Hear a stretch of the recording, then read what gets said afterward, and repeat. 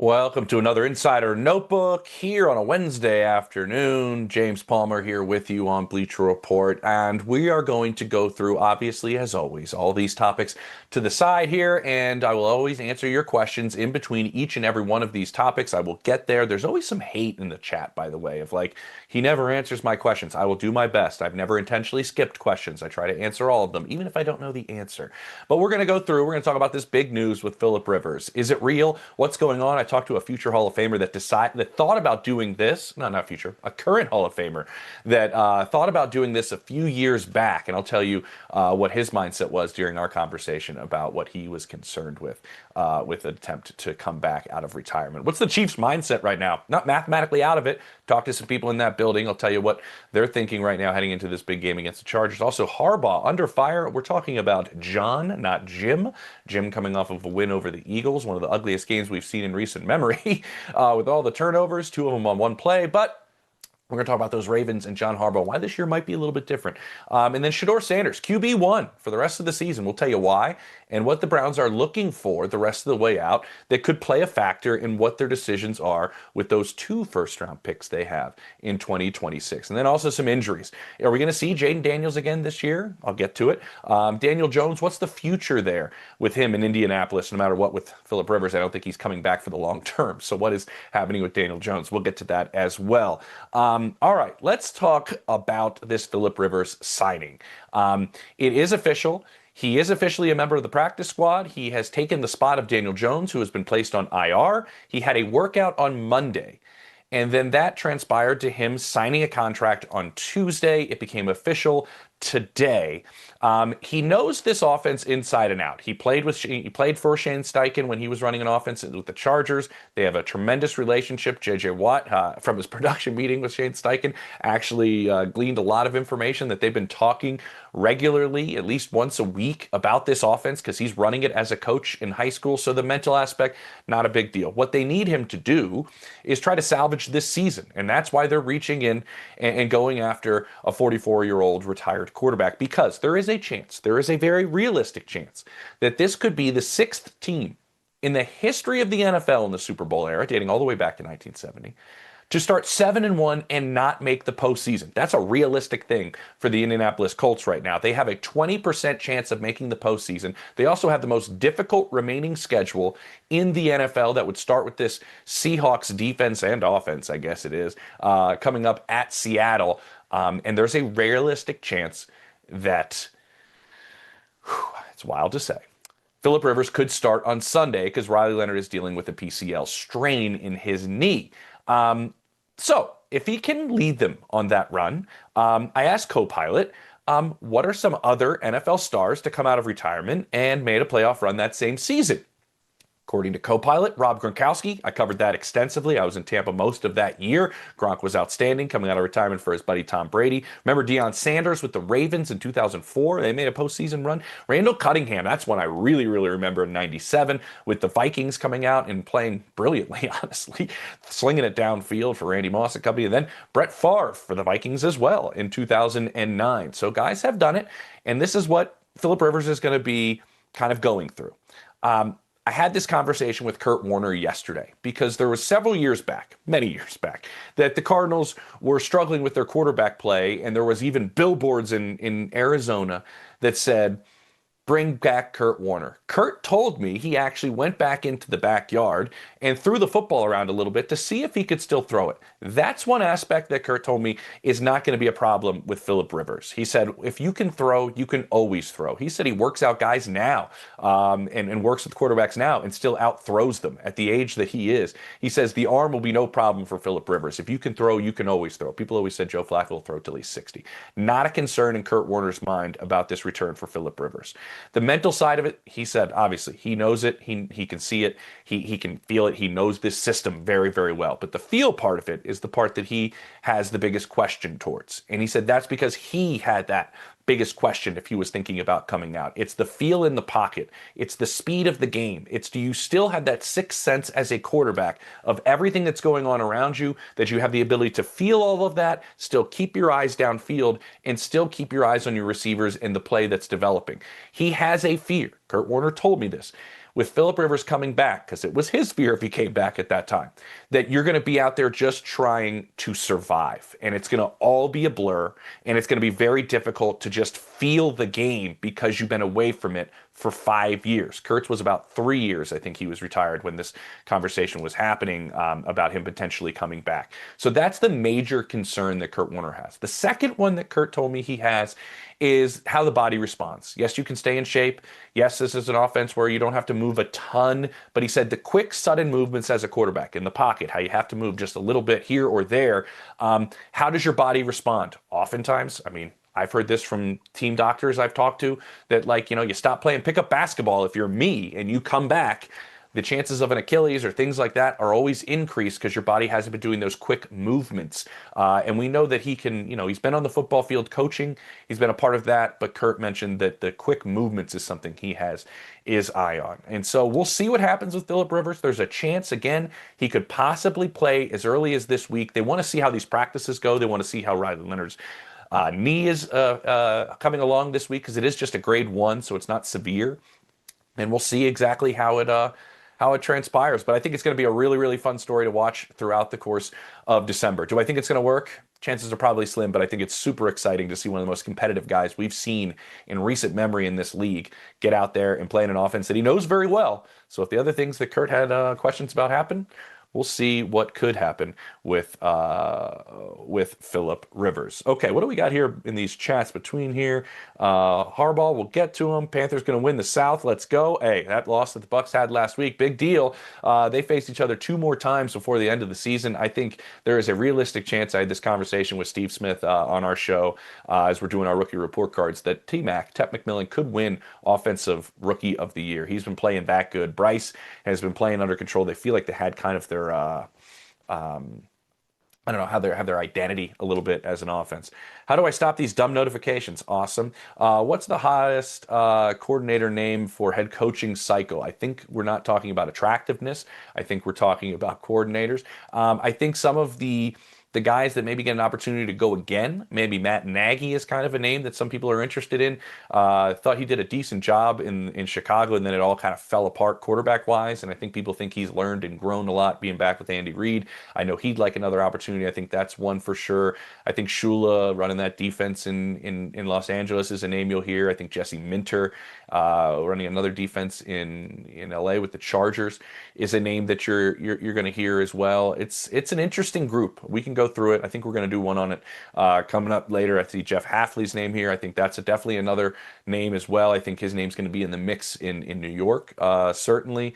All right, what does this say about Anthony Richardson? Anthony Richardson is unavailable to play. If you remember, he suffered one of the more freak accidents we've ever seen to a player pregame, as he was in the locker room getting loose with a stretch band, a warm-up band, and it broke off of the machine. Not the band. The band itself didn't snap.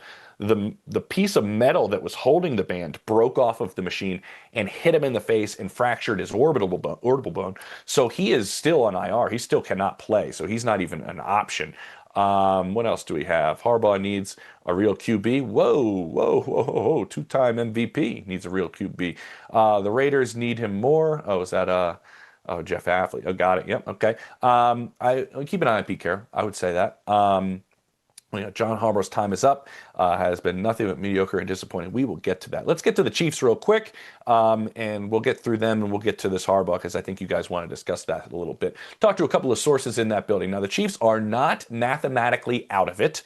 They have a 14% chance of making the postseason. If they lose to the Chargers, they have a 1% chance. If they win the rest of their games, they have about a 50% chance they're going to need some help from some other teams to get in.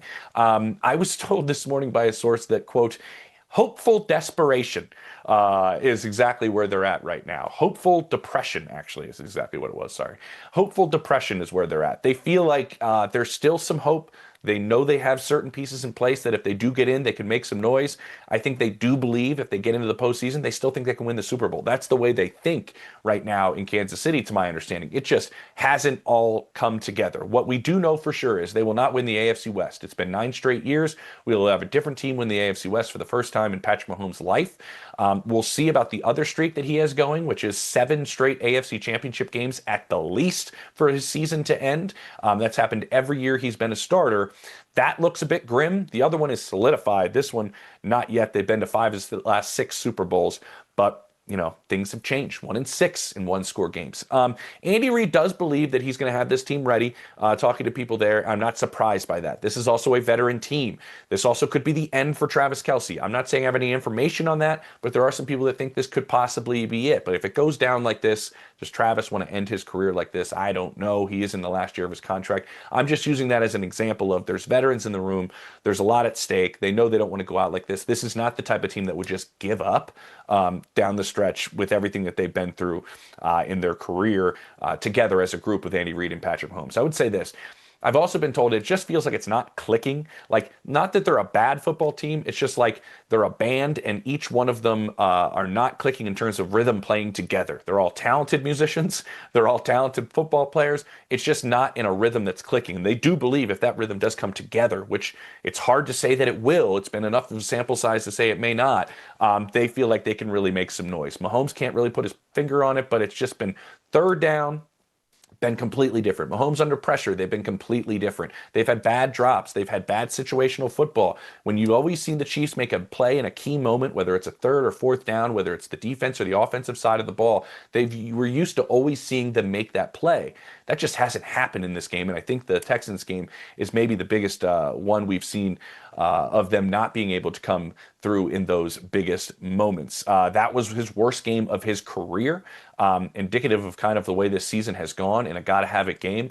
Statistically, Mahomes' worst game of his career. Yes, I know there were several drops. People got after me on Twitter for that. But he went 14 of 33 for 160 yards, no touchdowns, and 3 picks. Never had no touchdowns and 3 picks in a game. It's really wild what has been happening with what's gone on. But I mentioned all of the issues. They do believe they're just out of rhythm and that there's a hopeful depression right now in that building. Okay, would the Chiefs be better off in Kansas City, Kansas? Like the change of scenery for the whole franchise? Okay. Do the Chiefs rebuild offense in the offseason, even with the massive over the cap next year? Listen, there's a lot of people, and it's been fascinating. You can almost feel like it's a little bit lazy when they got to revamp the offensive line. Yes, they were without 3 starters against the Houston Texans. Then they lost their backup left tackle in the first play of the game, and they're down to a rookie making his first action at the left tackle against one of the best pass rushers in football. I'm not sure what you mean when everybody says, well, this offseason they're going to revamp that offensive line. You have Trey Smith, who's one of the highest paid, if not the highest paid guard in all of football. You have Creed Humphrey, who I believe is the highest paid center in all of football. You drafted your left tackle in the first round this past year in Josh Simmons, who's out with a wrist injury on IR, but all signs have pointed to him being outstanding. You have a left guard that's kind of been up and down, but seems to be improving a little bit. And you have 2 guys that could compete for your right tackle spot. I think it's just lazy reporting by saying that, just they're going to look to revamp the offensive line. I don't think that's it. I think you need to figure out how to fix your run game. I think they need to figure out how to get deeper on the defensive line so Chris Jones isn't playing so many snaps. That's something that they've been good at in years past, and they're a little bit thinner there. They're a little bit older as a team. Get some new blood in there and figure some things out. And I think those are the things that Brett Veach is going to be looking at this offseason, and I think he's a very good general manager, has drafted well in the past. And the Vikings still make the playoffs. I don't think they've been mathematically out of it. Are they out of it mathematically? I wrote this down the other day. They made me want to now see it. I had it written down right at the top of this thing. No, mathematically. Okay. Colts, Garoppolo, Mike Tomlin, hot seat. I think we've gone over Tomlin. I think Clint Kubiak, that's a good name there as well. That's going to be a coordinator that most people are interested in. Some people are questioning, is he the head coach material, personality-wise? His dad was a great head coach. Won a Super Bowl as a head coach. Mike Tomlin, hot seat. I think they're not going to fire Mike Tomlin. I do think if Mike Tomlin comes to them and says, I think it's time to make a change or something, they'll mutually part ways, but I don't know if we're there really yet. If Colts fire Shane and Mike is let go in Pittsburgh, could Mike be a good replacement? He never had a losing season, and I would imagine he'd be a hot snag. This Shane Steichen possibly getting let go has been an interesting thing I've been hearing over the last couple of weeks. The guy won 8 games last year with a quarterback that completed less than 50% of his passes and threw more interceptions than touchdowns. And you saw what he did with Daniel Jones when he was healthy. Jones wasn't really himself. these last 5 games because of the broken fibula. It's been interesting. We'll see because I do think new ownership in place there. We'll see what ends up happening because it's not Jim Irsay running the show anymore. It's his daughters, and they've been very involved and active, and my understanding, very good so far. I think Shane's a good coach, but it's how you finish is very, very important. And I mentioned if he joins that rare group of starting 7-1 and not missing the postseason, there could be some questions and conversations I think to be had. Denver will quiet the league after beating the Packers. They are a home underdog against the Packers. I think this is a real test. People are waiting to see if Denver's for real. I think they relatively are for real. But I think this is a monster test for them to figure out where they stand. Really. What else we got? Giants coaching rumors. It's down to like they have a list. They're taking advantage of this extra time they have, but I don't think they're, expediting the process at all. A lot of the interviews obviously can't happen yet. They're putting together kind of Joe Shane and company are kind of putting this together. I think it's kind of leaning more towards Joe Shane staying, which is going to be interesting because I do believe that the validity of the job or the appearance of the job, whether Joe's there or not, maybe shifts in some of these candidates' eyes. It's very similar to Jacksonville a year ago, where the job looked like this one way, and then Trent Baalke was no longer a part of the organization. The job looked very different to a lot of candidates. Is that the same case with Joe? We'll see. I think ownership would like to keep him, but we'll see what ends up happening. Todd Bowles needs to be on the hottest seat in the league. Hottest seat in the league. They are not playing very good football right now. I will say that. I've heard his name as like when you ask around the league, going, who do you think might be, a candidate, and his name's kind of come up some. I think people think he's a very good coach, but they're kind of curious. Do you think JT is still a part of the MVP conversation? I don't think so, which is a bummer for him. It's very difficult to win as a running back. Nobody's won it since 2012 with Adrian Peterson. And here's the deal, though. Maybe he gets himself back into it because I think they're going to have to lean heavily into Jonathan Taylor the rest of the way out and have him really help carry this offense. And if he goes on to some insane season, maybe he's back part of the conversation. But I always go back to Saquon Barkley. Didn't win it with the season he had last year. Come on now. All right, let's go to Harbaugh under fire. I know a lot of people were curious about this one here. With their loss, which was a brutal one to Pittsburgh, they fall to a 27% chance of making the postseason now. If they had won it, they would have jumped up to an 81% chance of making the postseason. Why are we talking about this with Harbaugh? Because we saw an issue at the beginning of the season. They were my Super Bowl pick. I'm not going to lie. Them and Philadelphia had the two best rosters in terms of talent in a lot of people's eyes this season. And then you saw the terrible start they had. You saw the injuries that they had, and they played a big part in it. But also they were getting pushed around early in the season. That's something you usually don't see from a John Harbaugh team or a Ravens team, is they were getting beaten down physically. They were getting worn out by other teams. I'm not saying we're questioning effort. It's just kind of like, wow, you don't see that very often from a Ravens team, if ever, specifically under John Harbaugh. They were just getting defeated in a lot of different ways. They come out of that bye week, the defense kind of turns a corner, right? Starts playing a little bit better, but then Lamar Jackson is hurt, and he's been dealing with a lot of things. I'll tell you this right now. My understanding is Lamar Jackson is not healthy. Obviously, he's not playing very well. He kind of sunk my fantasy team, to make it personal a little bit, but he's not moving the same way. I've talked to defenses that have gone against him. Their coverages are different. You don't have to respect him as a run. You don't have to put a spy as often as you've had with him, being more reluctant to run. Now, I think we saw him move a little bit better in this game, and maybe that starts to change a little bit, but it's affected him in the passing game because defenses are playing him differently. He's seeing things differently than he's always seen them, because I was kind of told defenses had to play a certain way because of the threat to run, whether it's a spy, that's one less person in coverage, whether it's how they play man-to-man or how they work and not turn their back to him because he can run. All of those things, when he's not running, the defenses can do different things, and it's affecting him as a passer as well. So let's get to the organization and the way this is built. I think we have to remember this. This is a conversation that has happened multiple off seasons now. The fans of the Ravens believe it's time for Harbaugh to go, that things have gotten stale, the message has gotten stale. They're just kind of living in this area right below getting to the top of the heap there. And I think people in the organization, probably even John Harbaugh, kind of understands some of the issue with that. I've talked to veteran players that say, yeah, you do feel that in the locker room. If a loss happens, you go, okay, here comes that speech again. I know that speech. I know that. The message gets stale. That can happen. I'm not saying that happened in the building, but I know players have talked about that. That's what fans talk about when they say getting stale. What we do have to remember is this: the way this organization is constructed. John Harbaugh reports to Steve Bisciotti. He does not report to general manager Eric DaCosta. He reports directly to the owner. And I think that's an important nugget to understand. They have a remarkable relationship with one another. I think that's important to remember. I also want to say anything you're hearing about potentially John Harbaugh being, let go after this season if they come up short, I would say I would check the validity of it. Because my understanding has always been that Steve Bisciotti does not talk to media members. He does not discuss a lot of what he's thinking with those around him. He usually plays everything very, very close to the vest. And so what he's thinking, and again, because of the structure, he's the only one that can make the decision, and he's the only one that will make the decision. That should be weighed into this process if you're hearing any rumors about what's happening. With that said, I think they will evaluate this season going, did we come up short with a Super Bowl roster in a year where there may be no Joe Burrow, no Patrick Mahomes for the first time in Lamar Jackson's career, and a Bills team that definitely has holes? The three other quarterbacks that you're always going to struggle with in the AFC to come out towards a Super Bowl appearance may not really be all that difficult. Two of them may not be there, and the other one is on a team that has an offense that has been up and down and struggling and a defense that can't stop the run. I'm kind of curious if there is a thought going, man, we really missed a golden opportunity here with Kansas City's struggles. This is an opportunity to make a change. So we'll see. I think that's where everything kind of stands. Was this a wasted season? Does it bottom out here at the end, even with Lamar coming back, that they don't make the postseason, and that's the time you hit the reset button?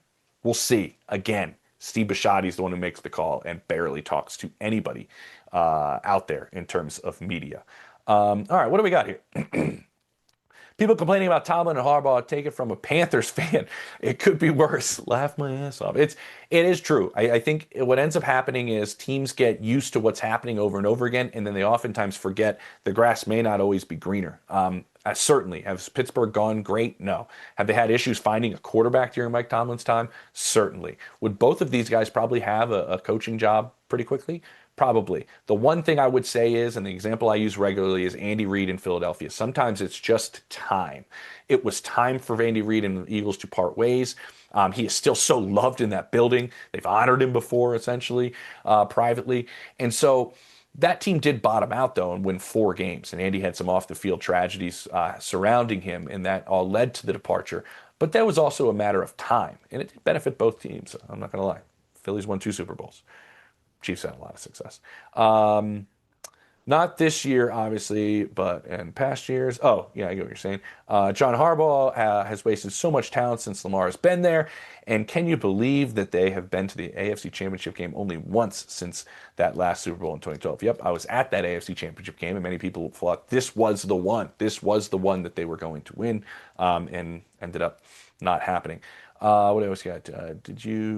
How did the St. Michael Catholic High School football team do with running the Colts offense under Phil Rivers? I'm not sure exactly how they were. I think Phil's had a lot of success, honestly, from my understanding. All right, let's go to Shedeur Sanders, QB1. Here we go. Shedeur Sanders, the rest of the way out. It's been announced by Kevin Stefanski. It's going to be Shedeur moving forward. And I think it's a good idea to get a longer look, specifically after this last game against the Titans, to see what else he can bring to the table. We saw a decent sample size, I guess, for Dillon Gabriel. I would say this. I think a lot of people are wowed by the Week 14 performance. Second quarterback in NFL history to throw for more than 350 yards, 3 touchdown passes, and run for a touchdown. You know who the other rookie was? Joe Burrow against the Browns in 2020. That was a good performance. He's still, again, not completing a lot of his passes.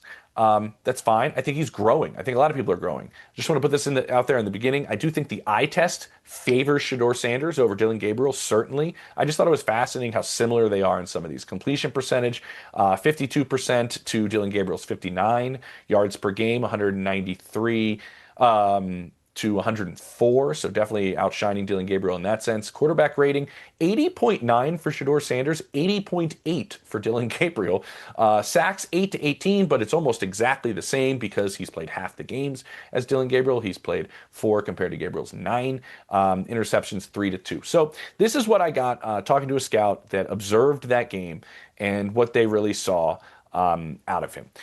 He was definitely taking shots downfield. He's willing to do that. He did only complete 42% of his passes. I think we have to remember that. But that was a result of taking some of those chances down the field. Definitely saw some accuracy that they really, really liked, specifically in the intermediate passing game, through with anticipation. What stood out was the ball placement into a lot of these tight windows. He did force some balls and got lucky. I was told that, a couple of those probably should have been picked off, but they weren't. Hey, they weren't picked off. Intentionally stepping up in the pocket. That's been a big change that we've seen compared to when he was coming out. I remember all the draft work I did. I went to his showcase at Boulder and talked to people there. It was the constant drifting in the pocket, retreating. Didn't really do that as much. He did that on the interception, but he was stepping up in the pocket. Great progress, I think, for Shedeur Sanders and this coaching staff together as they work on improving him as a quarterback. I think that's a big deal. One of the things I was told at CU, and I was told in this report too, I got from an executive, super tough, just really, really tough. Can take hits, can stand in the pocket. That stood out as well. He has an opportunity now against some really, really bad defensive secondaries. If you look at the Bills and the Bengals and the Steelers and the Bears, I mean, these are some secondaries that are not great, and he can find a way to shine in some of these, and maybe try to convince the Browns, who have 2 first-round picks in 2026, to not use one of them on a quarterback. Now, this also is not an outstanding quarterback class as of right now in a lot of people's minds. We'll see if that changes throughout the draft process. It oftentimes does. But I think Shedeur Sanders is playing and auditioning to hopefully be the guy, maybe, for the duration of the 2026 season. I think we'll see if it's Kevin Stefanski there. We'll see if it's a different coaching staff, or if it's the same staff. But I think he's playing his way certainly into a longer look. And I think that's worth mentioning. The way that he's playing. I think the other part of it that has kind of stood out is he's been pressured a lot. I think he handles pressure well, but also hasn't played well with it. Like, he doesn't panic, but he has a 39 quarterback rating when he's pressured. That's something that you got to kind of figure out. So that's where that stands with Shedeur right now, and where it's at. Where we got Fire Stefanski. I think it's an interesting way to spell it. I think there's some people around the league that I've talked to that said, if he lands somewhere else, he might end up being a really, really good coach. Now, he's a 2-time coach of the year with the Browns. But I think sometimes people around the league believe you change ownership, you change setting. Cleveland's a hard place to win. I think Jimmy Haslam's sometimes a difficult owner to operate with. There are some people around the league that think if he's fired, and some people think he may get fired. Some people joke around the league that he's trying to get fired. I don't think that's the case. But there is a thought around the league right now. If he becomes available, he will definitely get interviews and be somebody that is thought after. Cleveland don't have an O-line, need more weapons. I would say this: offensive line aged out very, very quickly. I would say they may be overpaid on Jerry Jeudy potentially.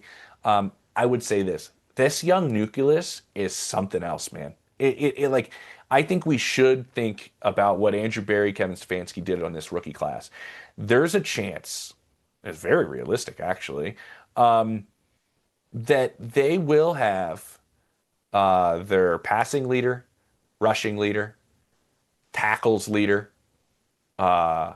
receiving leader, all be rookies. All of them be rookies. And I think they've done a very, very good job with this rookie class. Fannon's been outstanding. Judkins, Schlesinger, outstanding. It's been an interesting young group, but I do think obviously they need some more pieces for sure. If Harbaugh is coming to the conclusion for you, see him perhaps being a solid candidate in Miami. I see these about Miami here, and I thought there was another one, possible landing spot for there's a chance I think Mike McDaniel stays, guys. I really do. Like, locker room, my understanding is still playing for him. I think you've seen them string together quite a few wins here. I think the construction of the roster was always something that I heard heading into this season that was questioned around other roster builders around the NFL. It was like a soft rebuild. There wasn't really an identity to how they built that roster and how they put it together. Well, they moved on from their general manager and Chris Greer, and maybe, just maybe, there's a chance that they keep Mike McDaniel and he stays and he keeps working with Tua because they're locked into Tua next year. He probably gets more out of him than anybody. I think there's a realistic chance that Mike McDaniel stays there in Miami. I'm not sure if that's what Dolphins fans would want to hear or not, but they are playing pretty well for him right now.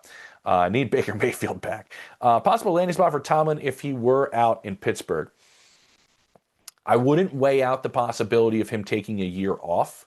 a la kind of like Mike Vrabel.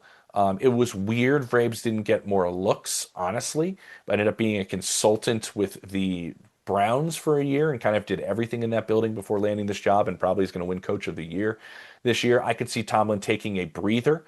Some people around the league believe he just looks kind of tired, and potentially going into the media for a year or something like that. I think everybody would have him, in all honesty.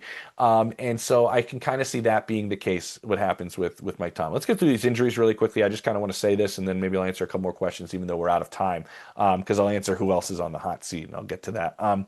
With Daniel Jones, kind of want to mention that the Achilles has happened. Let's push that forward and see where this goes. I think they have a massive decision to make this offseason. The most logical thing I've been told is that he re-signs with the Colts after a career year. I mean, a career high with completion percentage, yards per game, passer rating, all of them career highs.